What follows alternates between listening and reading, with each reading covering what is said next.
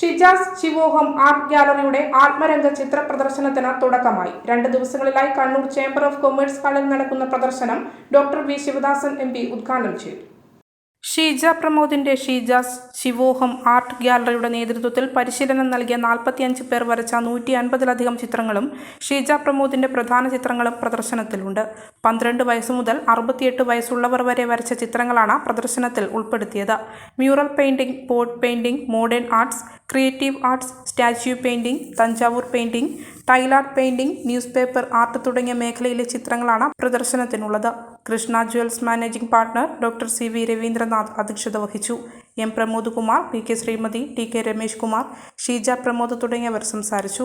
പ്രദർശനം ഞായറാഴ്ച സമാപിക്കും. ലോകത്ത് യുദ്ധങ്ങൾക്കെതിരായി സമാധാനത്തിന്റെ ഏറ്റവും ഉജ്ജ്വല സന്ദേശമായി ഗർണിക്ക എന്ന ചിത്രം വരച്ചിട്ടുള്ള പാബ്ലോ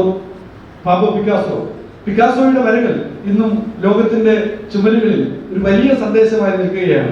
ഗർണിക്ക എന്ന ചിത്രം ലോകത്തോട് ഇന്നും സംസാരിച്ചുകൊണ്ടിരിക്കുകയാണ്.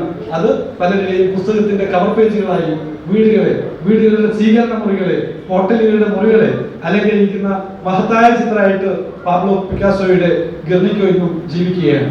സ്പാനിഷ് സിവിൽ വാറിന്റെ കൊടുംക്രൂരതകളെ എക്കാലത്തും അടയാളപ്പെടുത്തുന്ന യുദ്ധവിരുദ്ധ സന്ദേശമായി ഗർണിക്ക നിൽക്കുന്നത് പോലെ പ്രിയപ്പെട്ടവരെ എത്രയെത്ര ചിത്രങ്ങളാണ് നമ്മുടെ മുമ്പിൽ നിൽക്കുന്നത്.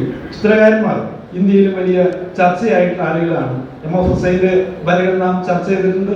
MF ഹുസൈന്റെ വരകൾ ചർച്ച ചെയ്യാവുക മാത്രമല്ല, എന്തെല്ലാം വിവാദങ്ങളിലൂടെ കൂടി കടന്നുപോയി എന്നുള്ളതും നമ്മൾ ഓർമ്മിക്കുന്ന കാര്യം തന്നെ.